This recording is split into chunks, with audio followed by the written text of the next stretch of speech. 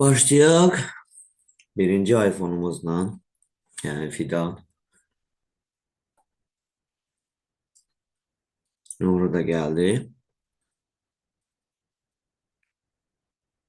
Tamam.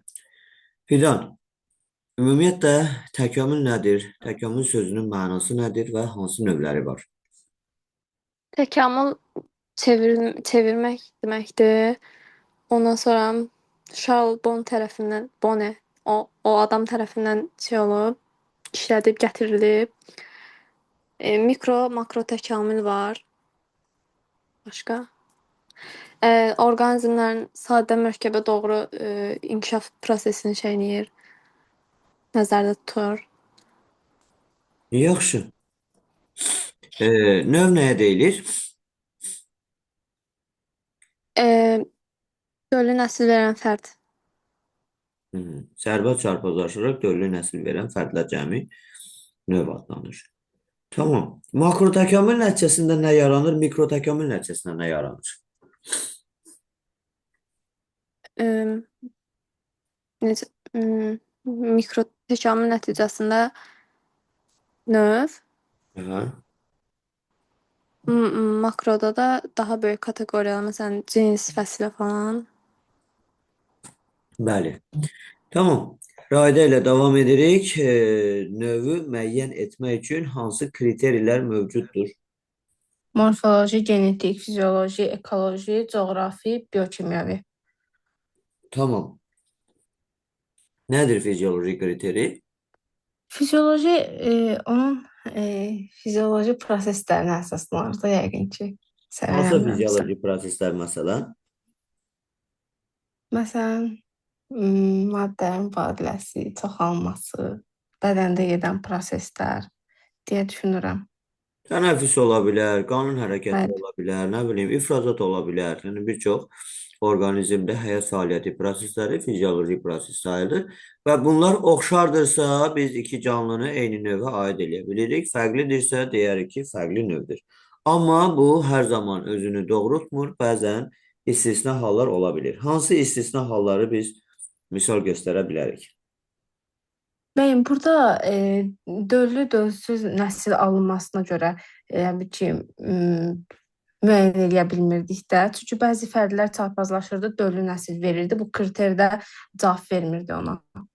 Məsələn, hansı fərdlər? Alacəhri ilə sarı bülbül idi. Bir də qovaqla söyüd idi, səhv eləmirəmsə. Bəli. Yəni belə deyək də, söyüd və qovaq, yəni normalda digər kriterlərə əsasən fərqli-fərqli növlərdir. Əgər biz bunu fizioloji kriteriyə görə müəyyən eləsək, onlar sərbəst çarpazlaşıb döllü nəsil verməməli idi, amma döllü nəsil verir. Yəni biz nə deyirik? Deyirik ki, məsələn, tutaq ki, fizioloji prosesləri oxşardısa eyni növdür, fərqlidirsə fərqli növdür. Amma burada istisnalıq olur. Necə istisnalıq olur? Fizioloji prosesləri oxşardır, amma fərqli növdürlər. Ona görə biz bunu fizioloji kriterinin istisnası kimi qəbul edirik. Davam edək Pərvanə ilə. Pərvanə genetik kriteri nədir? Genetik kriteri yəni onların genlərinin bir-birinə fərqlənməsi idi. Yox, xromosomları fərqlənirdi. Xromosom yığımları bir-birindən fərqli olur. Yəni, əgər bir-birindən fərqlidirsə, bunlar fərqli növə aiddirlər. Əgər bir-biri ilə eynidirsə, eyni növə aid edilə bilərlər.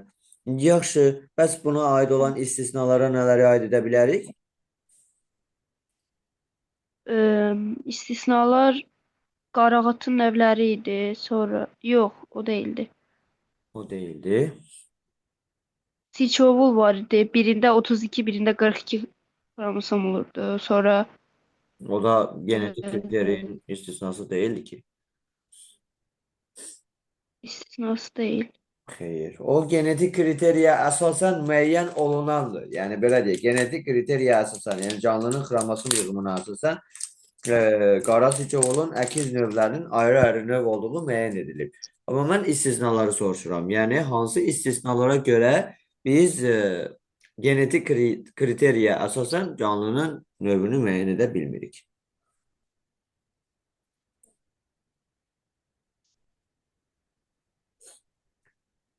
Sağlam insandan xəstə, Down sindromlu insan ola Sağlam bilər. insanın nüvə bir nüvəsində neçə xromosom var? Down sindromlu insanda neçə nüvə var? Sağlam insanda 46.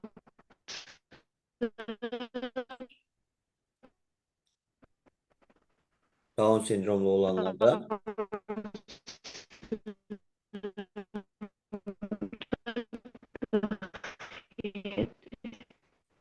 Yaxşı. Pərvanənin səsi sizdə də qırıq-qırıq gəlir, yoxsa? 47 deyilməli. Bəli, bizdə də qırılır. Kırıldı. Hə. Səsim gəlmir. Belə bitər gəldi, başa düşdüm. Yəni dedin normal insanda 46-da, Down sindromu olanlarda 47 elə dedin də, düzü? Yoxsa yox? Bəli, bəli. Bəli. Hə, tamam. Başqa istisnalar da var. Başqa nə misal Bəli, göstərdin? mənim elə dedim.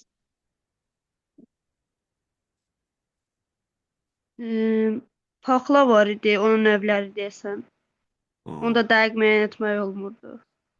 Yəni paxlalıların əksər növlərində, paxlalılar fəsiləsinin əksər nümayəndələrində xromosom yığımı neçədir? 22. 22.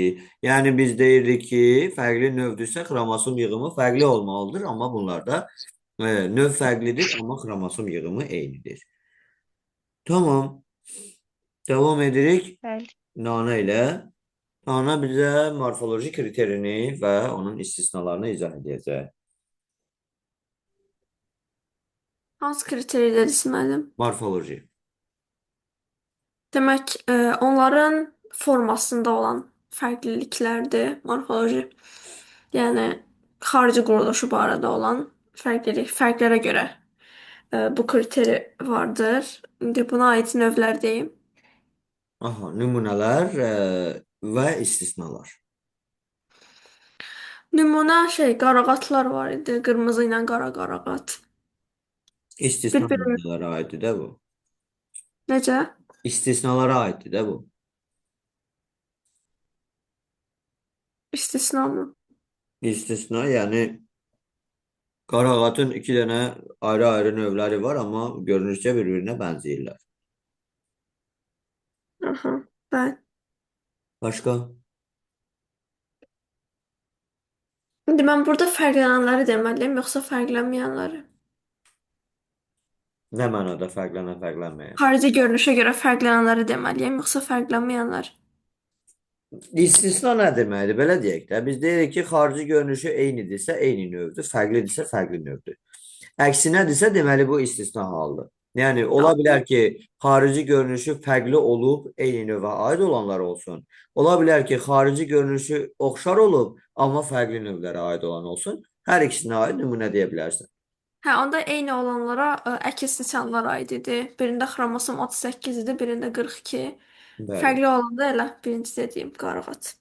Başqa nümunələr də vardı axı. Başqa nə ola bilər? Yəni, fərqli olanlara başqa nümunələr də var əslində. Nəsə mən bunları xatırlayıram. Əlavələr. Nuğru əlavə eləyək. Mesela kəpənəkdir, onun tırtılı da onların fərqlilikləri var. Biz onları nədir, görünüşünə görə fərqli növlərə aid edirik. Lakin biri tırtıl deyən, bir də yetkin fərdidir. Daha sonra göyərçin var idi. Göyərçinin fərdlərində də erkək dişisində fərqliliklər var idi quruluş olaraq. Bəli, yəni bir çox quşlarda əslində dişilərlə erkəklər görünüşcə bir-birindən fərqlənirlər, amma eyni növə aiddirlər. Tamam. Sən bizə izah elə ekoloji kriterini. Nə oldu? Deməli, ekoloji kriteri mühitə uyğunlaşmaya əsasən, yəni canlıların yayıldıqları ekoloji mühitlərə əsasən təyin olunur. Məsələn, elə növlər var ki, onlar müxtəlif mühitlərdə yaşayır, həm də ki, fərqli növlərə aiddir. Məsələn, dalayıcı qaymaq çayı harda idi? Dalayıcı qaymaqla neydi ona? Çəmən və tarlada, daha sonra sürünən isə nohurlarda olurdu. Yandırıcı ise bataqlıqda olurdu. Aha. Belə. Yani bu aslında bu istisna değil, bu normal haldır. Yani her birisinin özüne İstisna məxsus. deməliyim ki, olsun. Ha, ümumiyyətlə deyirəm də, yəni hər birisinin özünün aid olduğu mühit şəraitidir. Yəni bir nümunə olaraq Bəli. 3 dənə müxtəlif növ və onların yerləşdiyi mühit şəraitini dedik. Və istisnalar da təbii ki var. İndi istisnalara aid də nümunələr deyəcəksən. Məsələn, siçanlar vardı. Aha. İnsanla birgə yaşayandan sonra siçanlardı, milçəkdi, tarakanlardı. Başqa bunlar yadıma gəlir. Bəzi ev heyvanlarıdır. Yəni məsələn tutaq ki, it Və saxlayanlar, pişik saxlayanlar, müxtəlif yəni ola bilər ki, qaramal və sair saxlayanlar. yəni, Yəni yəni e, bunlar da insanlarla eyni ekoloji mühitdə yaşayır, lakin fərqli növlərə aiddir. bəli, yəni eyni ekoloji mühitdə, yəni belə deyək də, müxtəlif ekoloji mühitlərdə yaşaya bilirlər. Yəni konkret onların sabit bir ekoloji mühiti yoxdur. Yəni insan ola bilər ki, gəlib bir e, meşəlik ərazidə yaşasın, öz malqarasını da gəlib orada saxlasın, malqara orada öyrəşsin. Ola bilər ki, insan getsin hər hansı bir başqa bir çəmənlik ərazidə yaşasın, orada ağaclıq olmasın. Amma yenə də insanın yaşadığı həmin mühitə, həmin heyvanlar öyrəşəcəklər. Tamam. Devam edirik Fidan'la. Fidan bize izah edecek. Növbəti kriterimiz coğrafi kriteri. Bu deməli bir növün müəyyən ərazidə yaşamasıdır. Bir növün müəyyən ərazidə yaşaması. Hə, bəli. Tamam. Kosmopolit növ də deyirlər buna, yoxsa Bunu deyəndə, yəni bir çox ərazilərdə yaşayanlara, hər yerdə yaşayanlara kosmopolit növ deyirlər. Yəni kosmopolit növlər istisna sayılır. Yəni onların konkret ərazisi yoxdur. Yəni hə, çoxlu müxtəlif buna görə də ərazidə yaşayırlar. hə, başqa misal olaraq da sərçə, siçovul, dam sərçəsi falan bunlar. Bəli, dam sərçəsi, boz siçovul və sair onlar hər yerdə yaşamağa uyğunlaşırlar. Davam edək Rahidə ilə. Bizə Rahidə izah eləyəcək biokimyəvi kriterini. Bir dənə kriterimiz qaldı deyəsən. Biokimyəvi onların tərkibində olan suallar nuklein turşularının tərkibi, onların forma və quruluşlarına görə fərqləndirmə imkan verirdi, səhv eləmirəmsə. Yaxşı. Yəni bunların ayrı-ayrılığı da hər biri imkan vermir nəyisə müəyyən etməyə gərək hamısından istifadə edək. Bəli, gərək hamısından istifadə eləyək, amma ola bilər ki, hamısı da uyğun olmasın. Yəni əksəriyyəti uyğun gəlirsə, yəni 6 kriteridən məsələn ola bilər ki, 4-ü, 5-i uyğun gəlirsə, biz həmin fərdləri eyni növə aid edə bilərik. Yəni hansı fərdlə müqayisə ediriksə. Tamam. Devam edək Pərvanə ilə. Pərvanə, populyasiya nədir və populyasiya sözünün mənası nədir? Populyasiya birbirindən tam fərqli, yəni bir-birinə əlaqəsi olmayan fərqli şəraitlər, fərqli tərzdə yaşayan fərdlərdir. Mənası da xalq deməkdir. Populyasiya daha böyük anlayışdır, yoxsa növ? Növ. Bəli. Yəni bir növün bir neçə populyasiyası ola bilər. Bunu azətən mən bənzədirəm nəyə? Məsələn, deyirəm ki, tutaq ki, məktəbdə 11-ci sinifi bir növə bənzədə bilərik. 11A, 11B, 11C, 11D sinifləri onun populyasiyalarına oxşaya bilər. Yəni, hamısı eyni növdürlər, amma fərqli-fərqli qruplar şəklindədirlər. Yaxşı.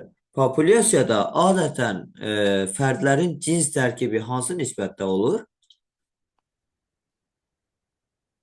Cins tərkibi Bəli.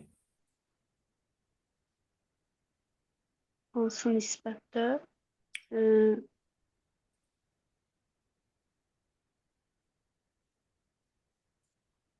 Erkək və dişilərin nisbəti necə olur adətən?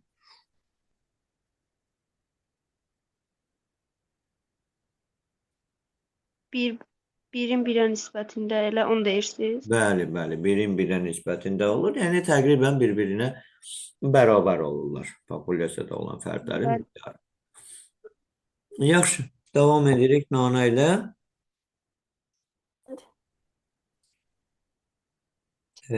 Nana bizə cavab verəcək. Nə? Populyasiyanın sıxlığı dedikdə nə başa düşülür? Və nümunə olaraq nələri misal göstərmək olar? Populyasiyanın sıxlığı hər fərdin müəyyən qədər tutduğu ərazidir. Yəni müəyyən Fərdin sahə və deyəndə yaxud hər populyasiya. ibarətində yerləşən fərdlərin miqdarı. Bəli. Aha. Məsələn, orada var idi fillər üçün, bir də nə var idi? Sapqurlara aid bir nümunə var idi.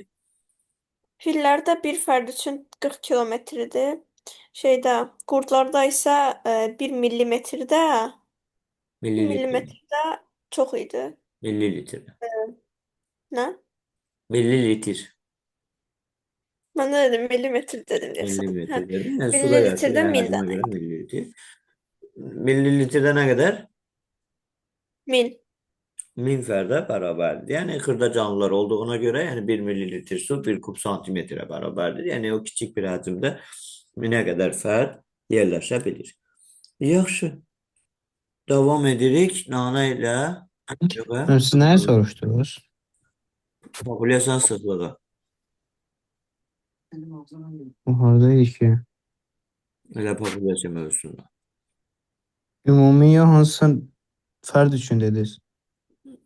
Sıxlıq anlayışı ümumidir. Təbii ki, müəyyən fərdlər üçün nümunələr verilib də. Hə, bildim. Tamam. Deməli, Nana, genofond nədir? Müəyyən bir populyasiyadakı yerləşən fərdlərin ümumi genlərinin cəmi. Bəli. Tamam. Nuru ilə davam edək. Nuru, populyasiyada fərdlər nə zaman daha çox inkişaf edər, nə zaman məhvə doğru gedər? Deməli, ölənlərin sayı çox olanda və doğulanların sayı az olanda, yaşlı fərdlərin sayı az olanda, çox olanda bu populyasiyanı məhvə doğru aparır. Lakin cavan fərdlərin sayı, yetkinlik yaşına çatmış fərdlərin sayı, sonra doğulanların sayı çox olduqda isə populyasiya yəni artıma doğru gedir. Bəli, yəni yaşı az olanlar üstünlüyü təşkil edirsə, deməli bunlar yetkinlik yaşına çatacaq, çoxalma qabiliyyətinə malik olacaq və belə qısacası deyə bilərik ki, çoxalma qabiliyyətinə malik olan fərdlər üstünlük təşkil etsə, bu zaman populyasiya inkişaf edəcək. Artır. Bəli, fərdlərin sayı artacaq və populyasiya inkişaf edəcək. Yaxşı, davam edirik. Növ əmələ gəlmə. Növ əmələ gəlmənin hansı formaları var? Coğrafi ekologiya. Coğrafi növ əmələ gəlmənin hansı forması var? Formaları. Arealın genişlənməsi, arealın parçalanması. Və bir də nümunəsini deyək hərəsinə aid. Deməli, arealın genişlənməsinə məsələn, deməli, burada necə idi bu? Fərdlər belə deyək də, həyat fəaliyyəti nəticəsində yaşadığı ərazini genişləndirirdi, daha böyük məsafələrə, uzaqlara, yəni başqa yerlərə gedirdilər. Və bu zamanda yaranan nə idi bu iqlim dəyişikliyi və yaxud bunların nəticəsində irsi dəyişkənlik yaranırdı. Məsələn, Sibir qarışamının yeni əraziyə düşməsi nəticəsində onların arasında Dağır qarışamada yaranmışdı. Daha sonra Bəli. areal hissələrə parçalanmasında isə deməli belə deyək də, areal belə deyək, bir yerdə qalır və o müxtəlif hissələrə parçalanır və həmin parçalanan hissələrdə növlər arasında fərqlər yaranır və bu da növün əmələ gəlməsi nəticələnir. Məsələn, meşə inci çiçəyi idi yəqin. Bəli. O bölünürdü və yeni fərqli növlər yaranırdı. Tamam. Davam eləyək. Sıralamanın pozaq bəlkə deyirəm. Nana ilə davam eləyək. Deməli, arıquşunun növləri 5 dənə növü hansılardır? Hansı hörmət? Arıquşu biri şeydir. Ağacda yaşayan növ. Yox, o deyildi. Ekoloji növ əmələ gəlmədə qidaya ixtisaslaşma ilə əlaqədar olaraq arıquşunun 5 növü.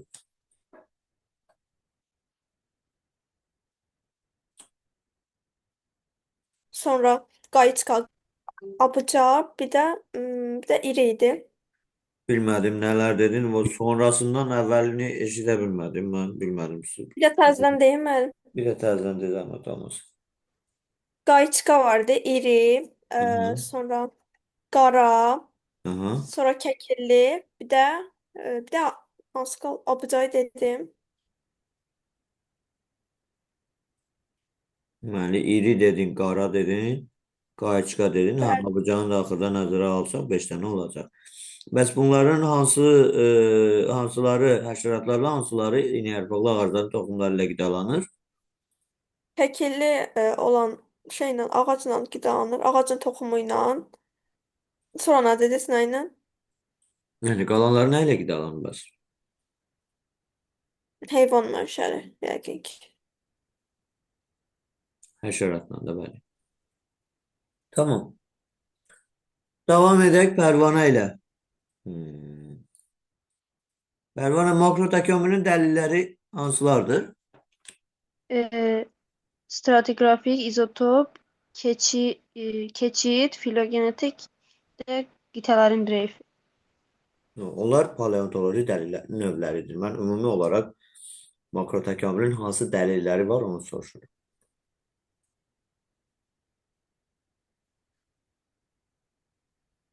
Embrioloji dəlillər falan var. Necə? Sonra müqayisələr, anatomiya dəlilləri var. Aha, müqayisəli anatomiya dəlilləri. Ondan əvvəl nə Var demişdin? demişdim. Bəli. Ondan əvvəl də embrioloji dəlillər. Aha, embrioloji dəlillər, paleontoloji dəlillər və müqayisəli anatomiya dəlilləri ümumi olaraq qruplaşdırılır.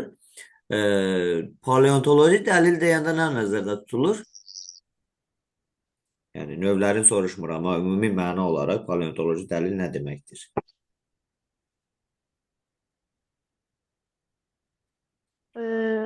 Onlar arasında müəyyən dəyişikliklərin baş verməsi. Yəni onların qalıqlarını müqayisə edərək bir çox dəyişiklik olduğunu müəyyən edirlər də. Aha, deməli qazıntı halında tapılan qalıqlarla əlaqəlidir və ümumiyyətlə paleontologiya, səhv eləmirəmsə, qazıntı halında tapılan qalıqları öyrənir və paleontoloji dəlil də, yəni qazıntı halında nəinki məsələn ola bilər hansısa sümük tapılsın, məsələn azıq adamının çənə sümüyü deyirlər tapılıb, ya hər hansı bir digər sümük tapılıb və yaxud istifadə etdiyi hər hansı bir alət tapılıb və ona əsasən müəyyən fikirlər irəli sürülür. Və 5 dənə növünü elə bayaqları demişdin. Davam eləyək Rahidə ilə 5 dənə növü yavaş-yavaş xırdalayaq. Rahidə, keçid formaları hansılardır? Trilobitlərdir, ixtiosega idi, inosteras deyə bilmirəm, psilofitlər idi, bir də arxeopteryx. Yaxşı, bunların bəziləri əslində keçid forma sayılmır, amma yəni iki sistematik kateqoriyanın əlamətlərini daşıyır deyə orada qeyd olunur. Psilofitlər nələr arasında keçid forma sayılır? Ali sporlu ilə yosunlar arası. Yosunlarla ikisi. Ali sporlu bitkilər və yosunlar arasında keçid forma sayılır, bəli. Yaxşı. Davam edək. Deməli, cavab verəcəksən. O, psilofitlərin hansı xüsusiyyətləri vardı? Bu bazar günü düşən OTK sınağında var idi. Rizoidlərlə torpağa bərkirdilər. Bir də üst səthində, dəriciyində ağızlıqları var idi. Sonra yeraltı hissəsi kökümsovu da var idi. Kökümsovu idi, spor bitkərinə oxşarlıq idi. Necə kökümsovu? Onun kökü yox idi axı, var idi kökü. Mən kökümsovu oxumuşdum. Kökümsova bənzəmişdir. Amma Hər rəsmi nəysə kökümsovu yox idi. ondan oxşarmış. Belə də Hansı indikisində toxumaları inkişaf etmişdir? Mexaniki, örtük, bax, yəqin ki dedim, ötürücü. Mexaniki örtük bəli və ötürücü Anladım. toxumalara malik olmuşdur. Davam edək Fidanla. Fidan bizə Arxeopteryx barədə məlumat verəcək. Yəni hansı kateqoriyalar arasında keçid formadır və nəyin xüsusiyyətini daşıyır. Sürünənlə quşlar arasında şeydir, keçid formasıdır. Lələklər var idi, pəncə lüləsi var idi, boş sümükləri var idi. Yəni içi boş sümüklər var idi. Ondan sonra çəngəl sümükləri var idi. Buna görə quşlara oxşuyurdu. Aha. Dişli, quyruqdu. Buna görə də sürünənlərə oxşuyurdu. Pəncələri də var idi. Yaxşı. Döş dili var idi, yoxsa yox idi? Yox idi. Uça bilmirdilər çünki. Yaxşı. Uça bilmirdilər, döş dili olmadığına görə və süzmə hərəkət edirdilər. Tamam. Davam edirik. Nuhru ilə davam edirik. Nuhru bizə sayacaq atın filogenetik sırasını. Orada 5 dənə at forması var idi. At belə müxtəlif quruluşu var idi. Onların adlarını birinci deyirsən, sonra da çevrilmələrə nə səbəb oldu, necə dəyişiklik baş verdi, onları izah edirsən.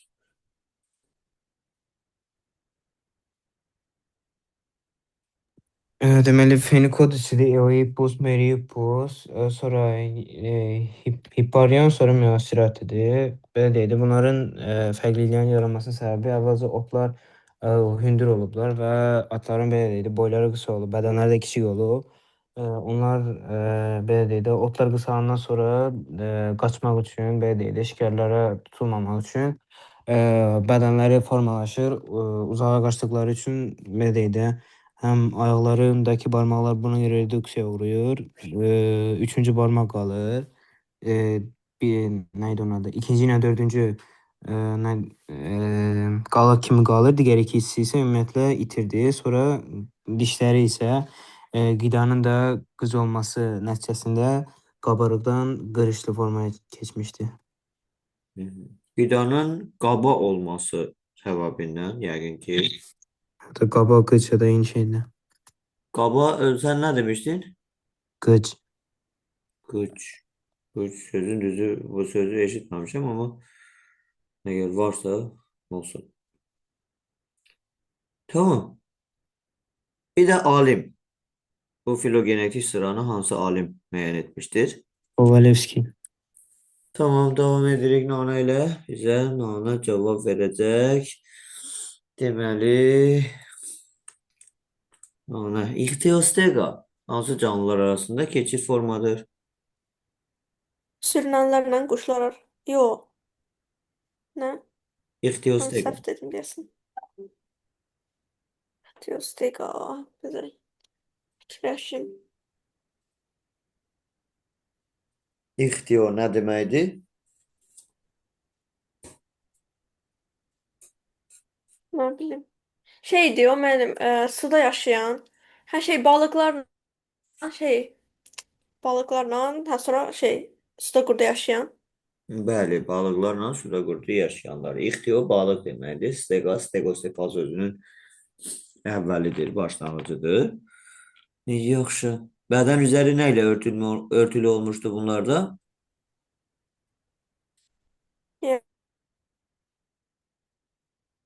Bizə? Şeylər. Gəlmədi səs. Pulcuqlar. Pulcuqlarla örtülü olmuşdur, bəli. Yəni bu əlamətinə görə onlar balıqlara oxşayırlar. Və amma ətraflarının olmasına görə suda qurdu yaşayanlara, yəni stegosefallara oxşar xüsusiyyətə malik idilər. Davam edək. Pərvanə ilə davam edək. Deməli, Pərvanə bizə izah eləyəcək. İzotop nə deməkdir? Paleontoloji dəlillərdən izotop deyəndə nə başa düşürük? İzotop radioaktiv maddələrin müəyyən olunması idi. Radioaktiv maddələrin tərkibində, bəli, radioaktiv maddələrin izotoplarının canlı qalıqlarının tərkibində rast gəlinən miqdarına əsasən. Necə müəyyən edirdilər? Yəni yaşının daha çox olmasını necə bilirdilər, daha az olmasını necə bilirdilər?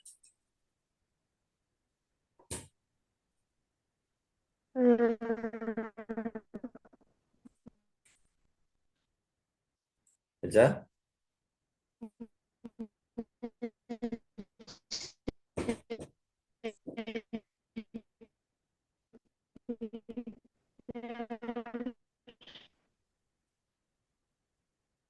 Çöküntü süxurları vardı. Onlarla. Çöküntü süxurundakı şey. Səsim gəlir. İndi gəlir. Ha, gəlmir.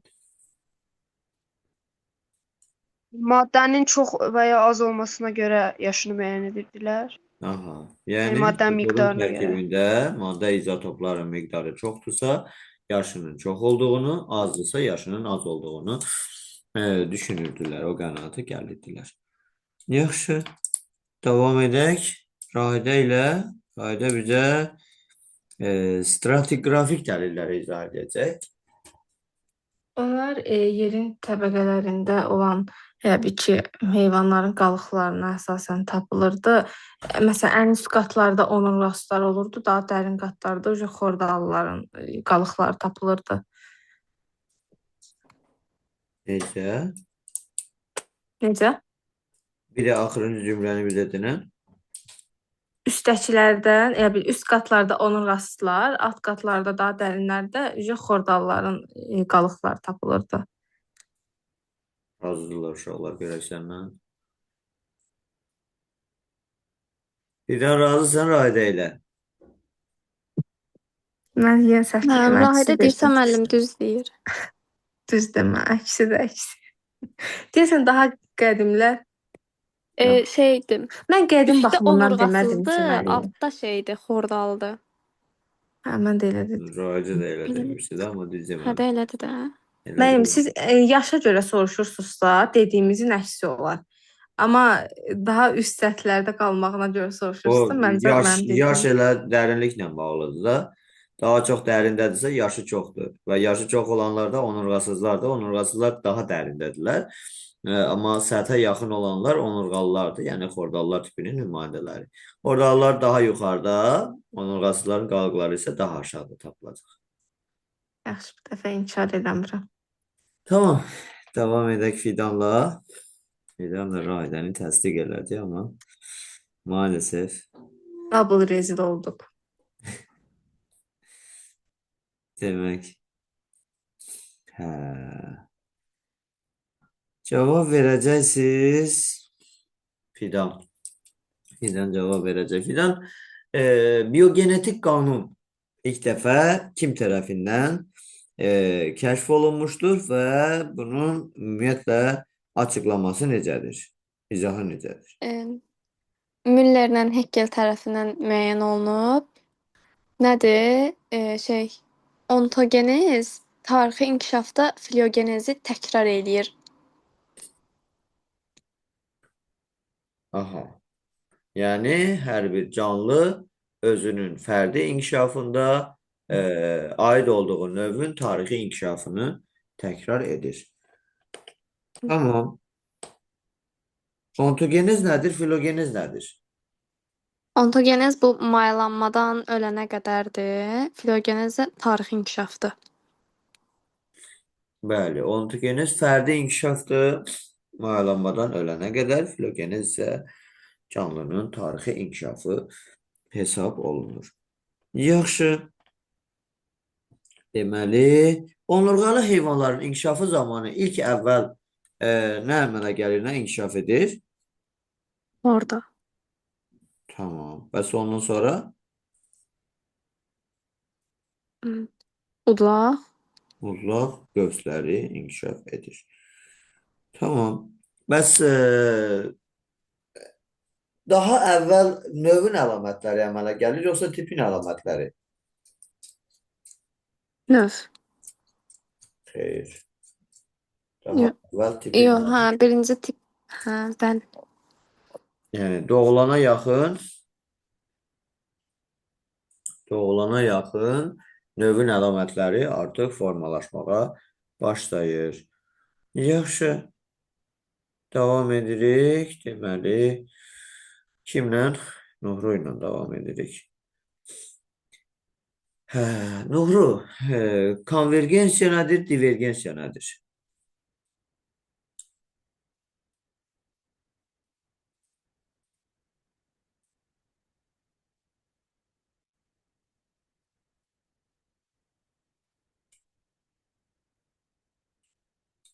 Nuhru, buradasan? Yoxladı.